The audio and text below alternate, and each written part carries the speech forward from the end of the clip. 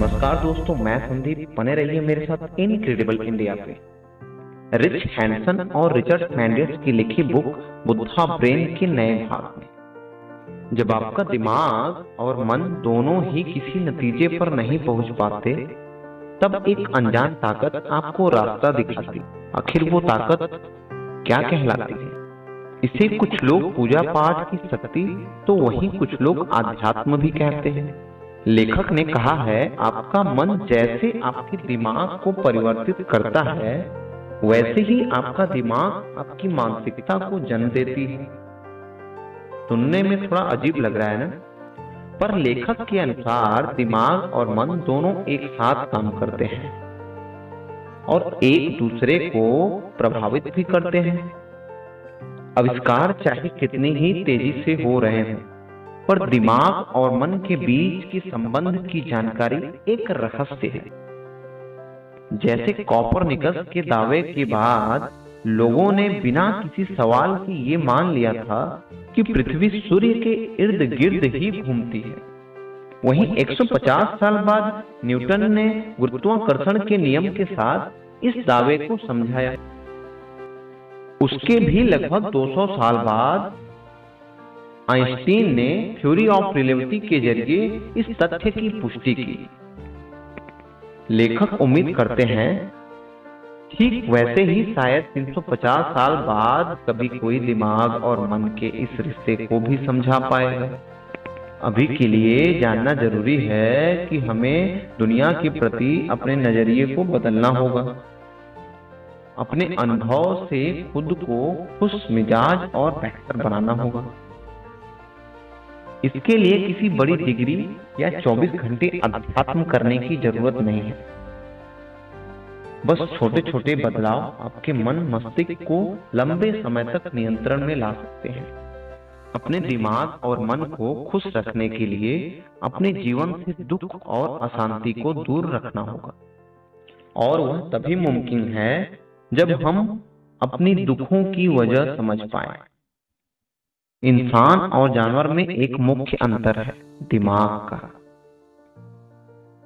इंसान की 3 ऐसी आदतें जिससे वो ज्यादा दुखी रहता है। पहली, वो खुद को और दुनिया को अलग समझता है। दूसरी, वो बदलाव से दूर भागता है, जबकि प्रकृति का नियम ही बदलाव है। इसलिए ठहराव सिर्फ कुछ समय का साथी है। और तीसरी आदत है खुशियों के पीछे भागना, जो सिर्फ आती जाती रहती है, और इसलिए अपने परेशानियों को नजरअंदाज करके रखना।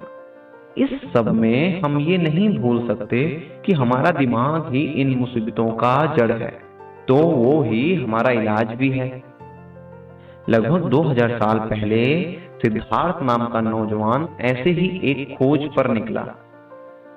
उसने हर तरह से अपने मन और दिमाग दोनों को काबू में कर लिया। उसे अपने मन और दिमाग का संबंध समझ में आ गया, और उसने ये देख पाया कि दोनों के नियंत्रण से ही आप अपने परेशानियों को दूर कर सकते हैं। और उसी दिन से वो बुद्ध बन गए। और उसके बाद 40 वर्षों तक उत्तर भारत में वो जिनसे भी मिले, उनके जीवन को एक अलग दिशा दी। उन्होंने अपने शिष्यों को नैतिकता के गुण, सचेतन और बुद्धिमत्ता सिखाई। एक कहावत है कि ज्यादा ताकत के साथ ज्यादा जिम्मेदारी भी आती है, और ये हमारी जिम्मेदारी है कि हम इसका सिर्फ सदुपयोग करें। पर आप पूछेंगे कैसे? लेखक बताते हैं कि आप जब भी कभी किसी तनाव की स्थिति में हो, तो गहरी सांस लें। इससे आपके दिमाग का वो हिस्सा काम करने लगेगा जो आपको शांत करता है। अगर आप खुद खुशी नहीं चाहेंगे, तो आप कभी भी खुश नहीं रह पाएंगे। आज इंसान इतना व्यस्त है कि उसके पास अपने तक के लिए समय नहीं है।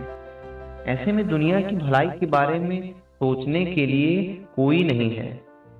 शायद यही वजह है कि इतने आविष्कारों के बाद भी हम अपने असल उद्देश्य से वंचित हैं।